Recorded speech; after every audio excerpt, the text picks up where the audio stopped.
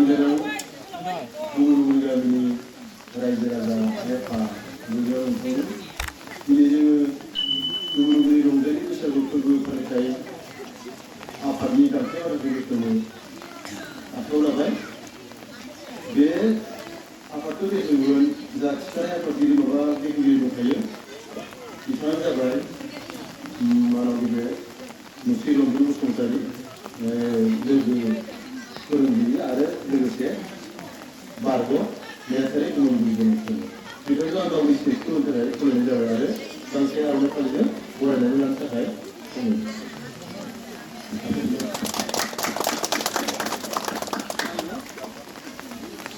दायो आं बिथांखौ बाथौ बेखेवनो थाखाय खावलायबाय।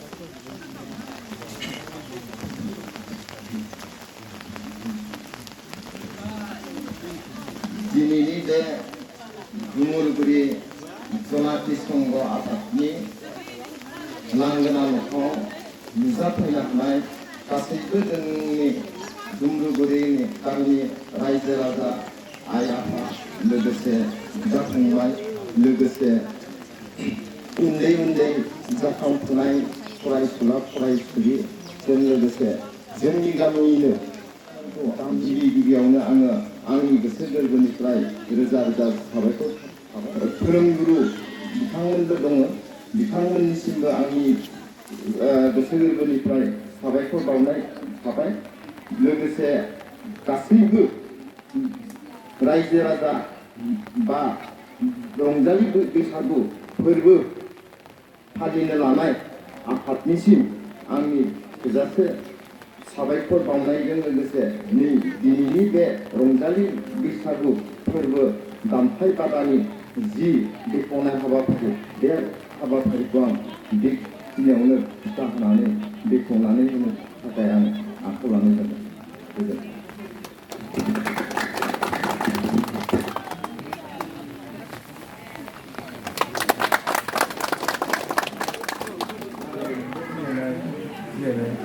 जों लोगोसे दुमुरगुरि रंजालि बैसागु फालिथाय आफादनि खुंनायाव नुजाथिनो हानाय दुमुरगुरि गामिनि बारग' आरो गागि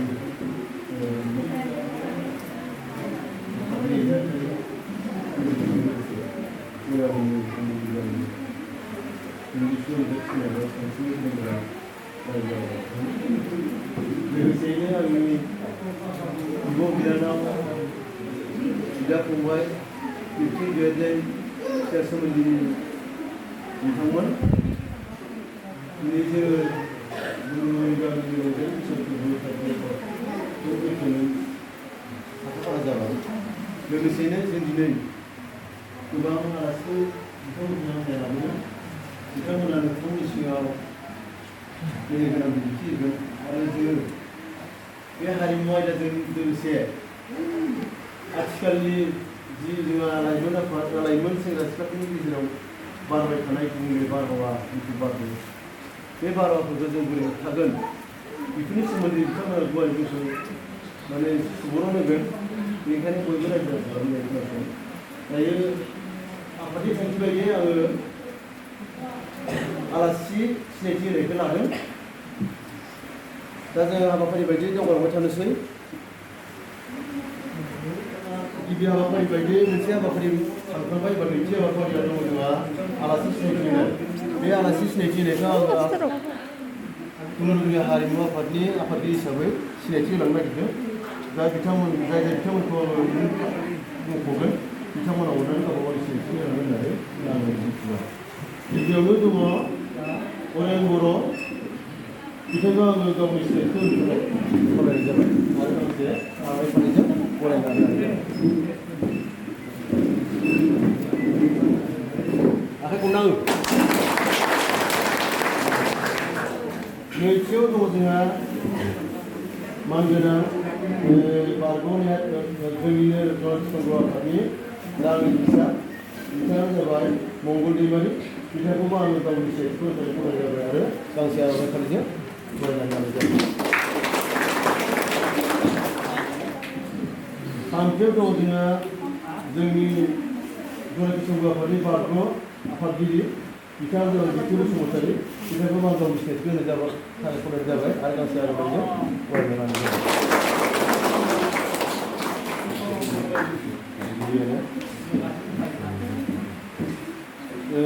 दायो दङ जोंहा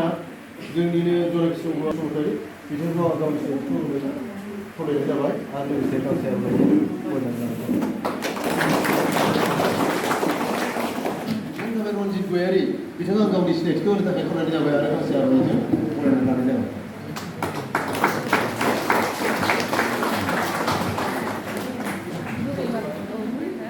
मन्टु बसुमतारी बिथाङा गावनि सिनायथिखौ होनो थाखाय खावलायनाय जाबाय आरो गांसे आर'नाइजों बरायनानै लानाय जाबाय।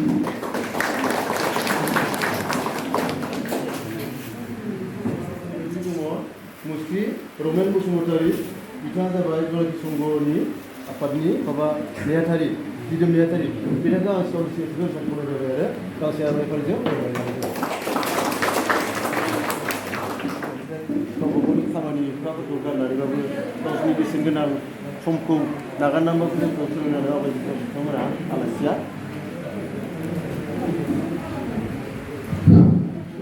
बिथां जोंनि फोरोंगुरु बिथांनि मुङानो जाबाय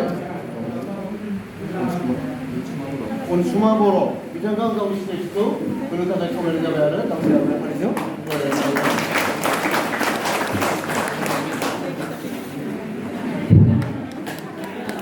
आरो जोंहा सासे आलासि दंबावो बिथांखौ गावनि सिनायथिखौ होनो थाखाय खावलायनाय जाबाय आरो गांसे आर'नाइ फालिजों बरायनानै लानाय जाबाय।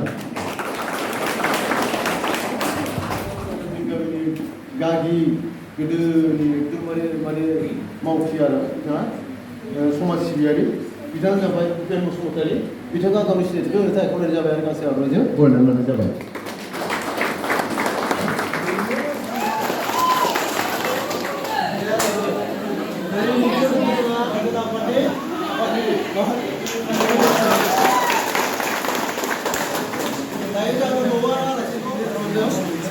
बिथाङा जाबाय माबानि सिकिउरिटिनि आफादगिरि देबेश्वर बसुमतारी बिथाङा गावनि सिनायथिखौ होनो थाखाय खावलायनाय जाबाय। देबेश्वर बसुमतारीनि आफादगिरि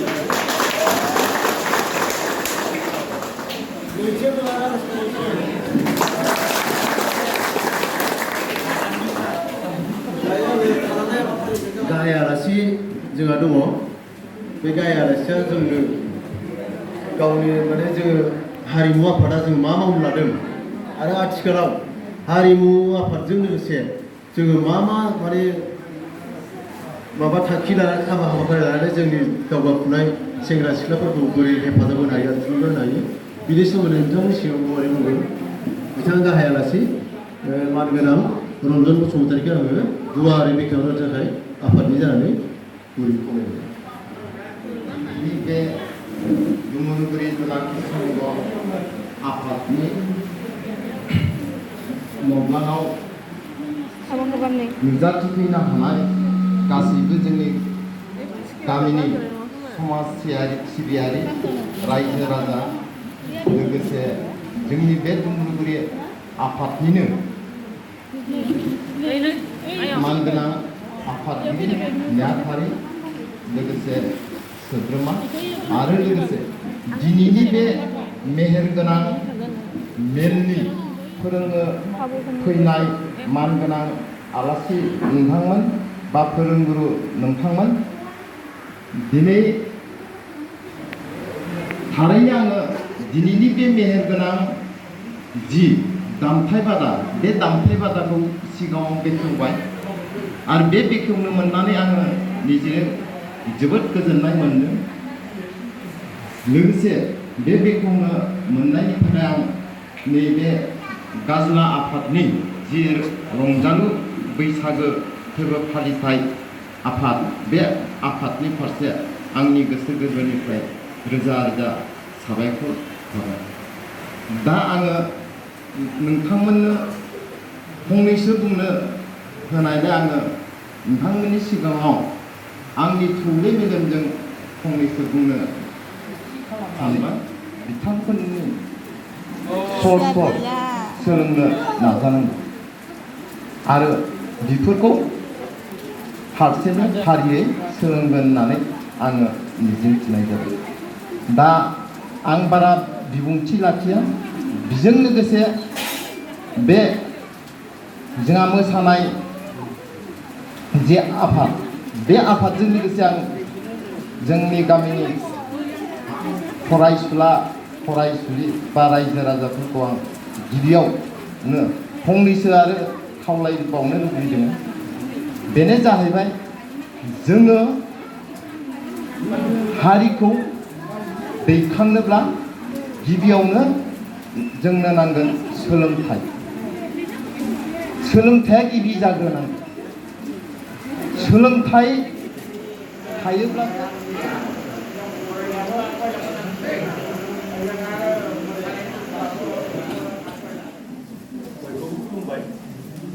दिनै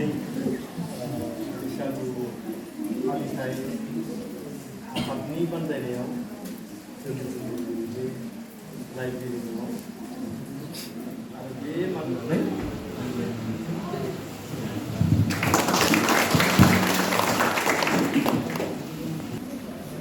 बादा खौ लोब्बा लाखिनानै खुंनाय मेलनि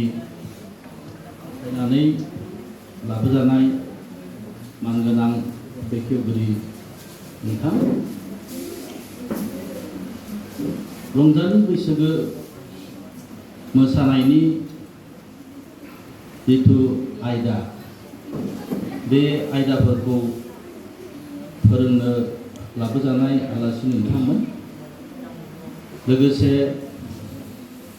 जोंनि दुमुरगुरि समाजनिनो बे बैसागु जोंहा बिथांमोन जाय फोरोंनो फैदों सारमोननिसिमबो जाहाथे जेबो भुल जाया बेखौ हास्थायनानै आं दिनैनि बिबुंथिखौ बेखिनियावनो फोजोबथ'बाय। जेथो बसुमतारीखौ आं फंनैसो बुंनो थाखाय खावलायदों।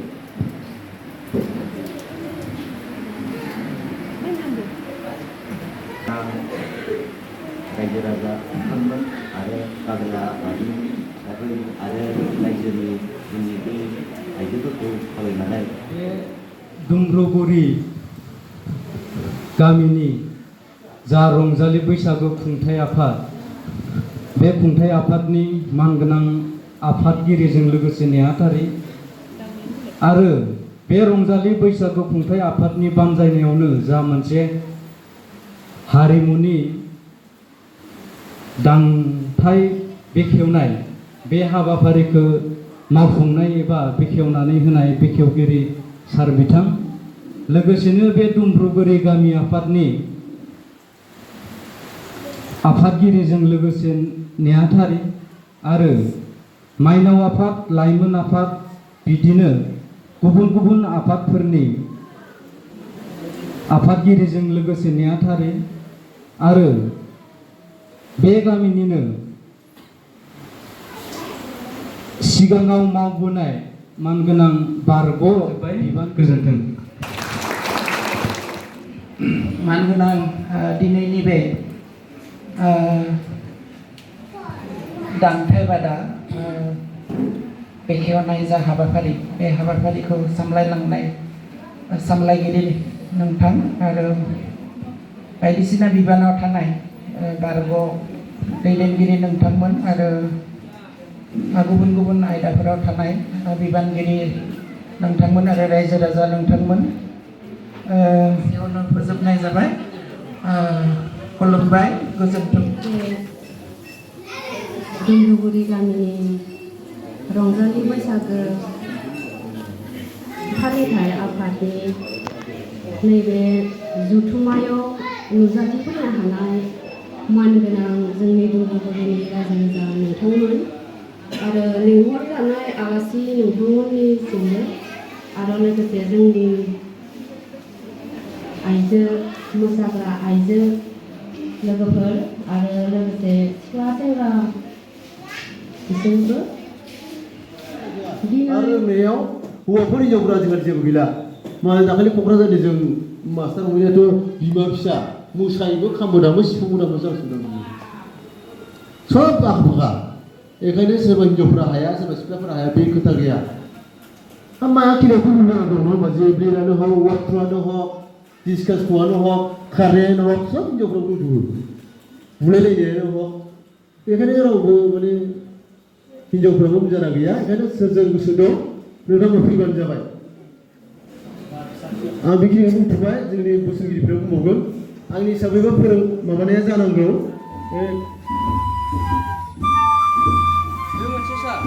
आरो गिदिंखौ बिनि थाखाय मोनसे सार सुबावनांगोन जों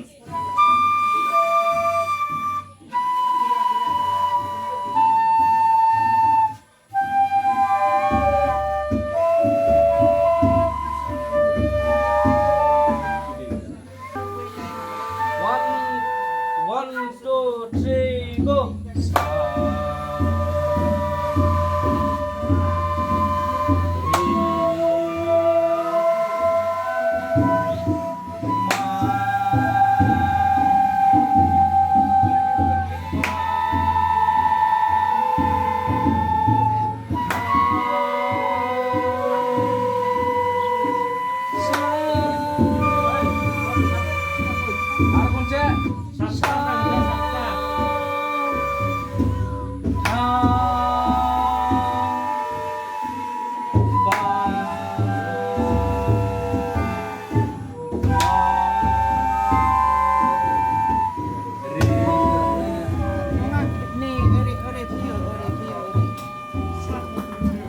बेखौ दामजोबनायनि उनाव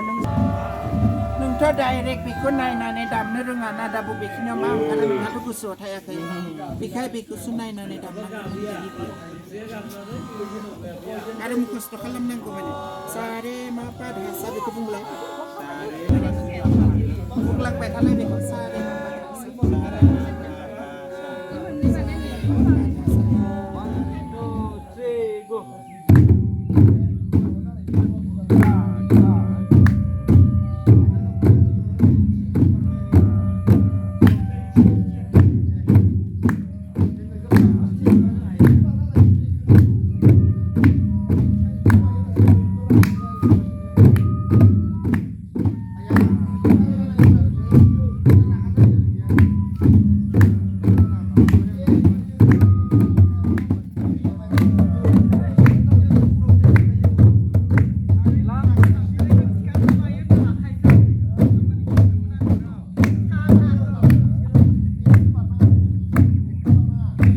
सोलोंजेननाया जागायजेनबाय नोंथांमोना नायलांबाय थादो